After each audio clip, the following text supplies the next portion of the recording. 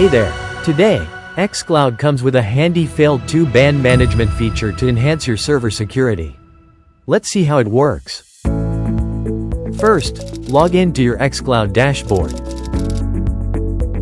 From the dashboard, navigate to the Servers tab at the top. Select your desired server from the list. Next, click on the Security button in the left sidebar. Here, you can ban any IP address with Fail2Ban for better server security. To ban an IP address, click on the Ban New IP Address button in the Fail2Ban Management section. Here, paste the IP address that you would like to ban on your server and click on the Ban IP button. You will find all the banned IP addresses in a list under the Fail2Ban Management section. To unban any IP address, click on the Remove icon beside it. Click on the Yes Unban button and the IP address will be unbanned instantly.